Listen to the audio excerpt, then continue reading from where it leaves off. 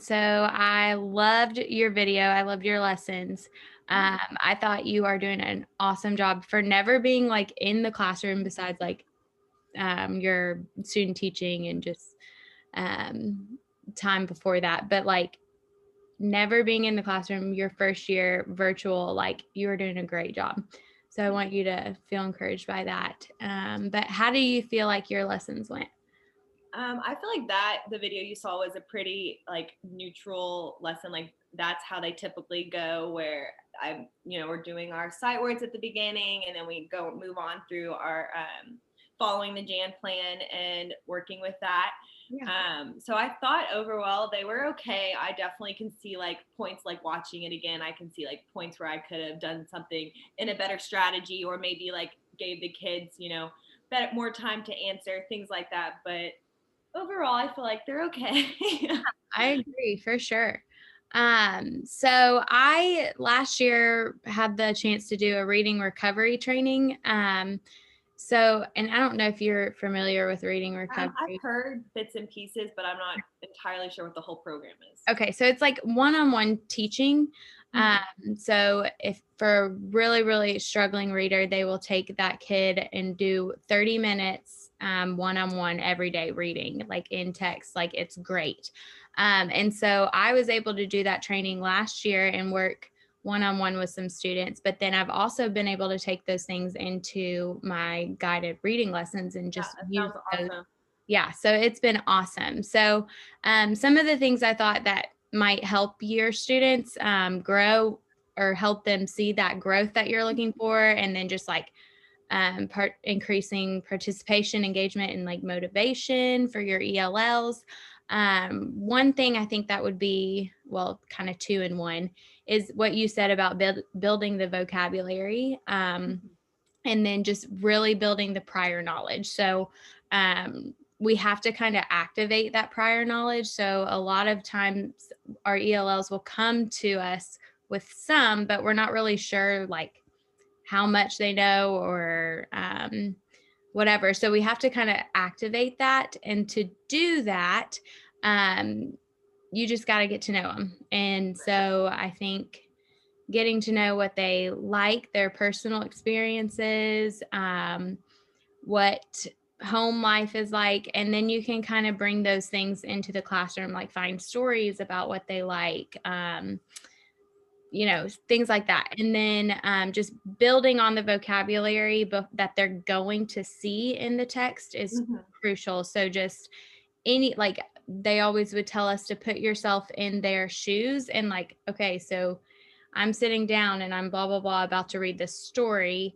What would I struggle with? And so that way you can think about, okay, so when she comes to this word, she's going to struggle with this Yeah. or that. And so that way you can kind of pre teach it before they even get to that. And with that, it will build the vocabulary as well because you're introducing them to new words and And then they're getting exposure to it once they read it in the story. exactly, exactly. And so I think it's obviously really, really hard virtually. One thing I've really, really missed is just being able to have them touch the words and the Yeah. pages because I think that is just like so crucial. Right. And then just kind of what I talked about before, like the language, not being able to hear the oral language and they're just not getting as exposed Yeah, um, absolutely. as they would before. And then I think just to help you see growth is I don't know if you've heard of a familiar read. So before they read a new text or before you introduce a new text, you can just pass out a book that they maybe read and mastered before, Okay. and just give them 1 to 2 minutes to read that familiar text because that gives them the confidence to like want to read because they know how to read that and read it well.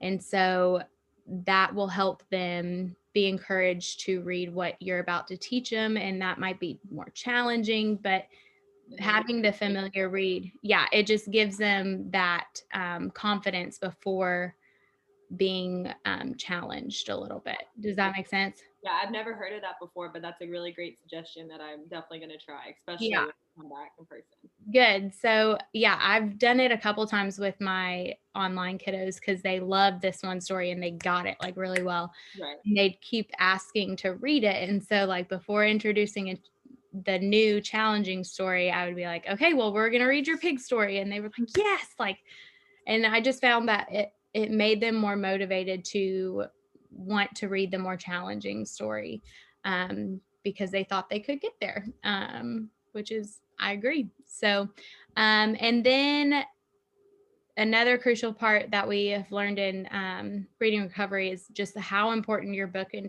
introductions are.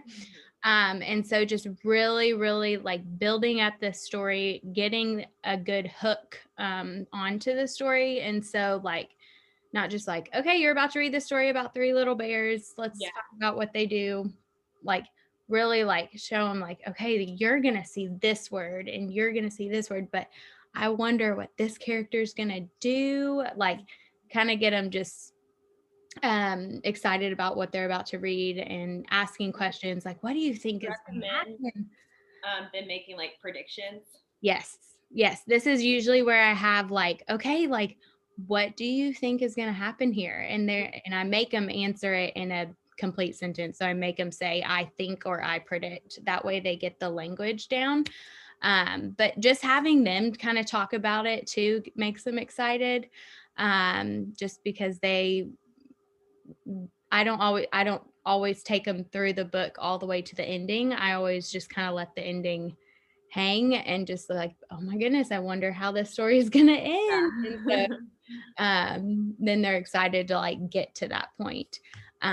So I think those were just some of the things that I took away, and I'd be happy to show you this sometime or like walk through it with you, like pretend like we're in a guided reading group, or you're more than welcome to watch one of mine, Yeah, that would be super helpful. whatever you need. So how do you feel about those strategies? Do you think they're doable Oh, or absolutely. I think those are like some easy things that I can throw into my guided reading plans that I already have, and just making those like changes. Well, I think I'm going to see a difference, especially with the ELLs and yeah, those lower groups who just really, you're right, need that vocabulary exposure and just like need to know the book prior to reading it. So that way, when they're reading it, they're not getting so stuck on these yeah, difficult words. yeah. And we're not trying to like trick them so much where they can't read it. We're trying to just have them challenged enough, but still giving them that boost in the confidence to Finding that sweet spot in between. exactly, exactly. So yeah, you'll know right away if the story is way too hard. Right, right. For So, sure. but yeah, so Thank you I so think much for those suggestions. Those are you're so helpful. welcome. I think that's great. And then next week you'll get to try them in person, and I'll Great. see if you were able to try a couple of them here in the next couple weeks, and then we can kind of check in and see how that's going. Yes, that sounds perfect. All right. Thank you so much, Morgan. Have a good rest of your day. You too.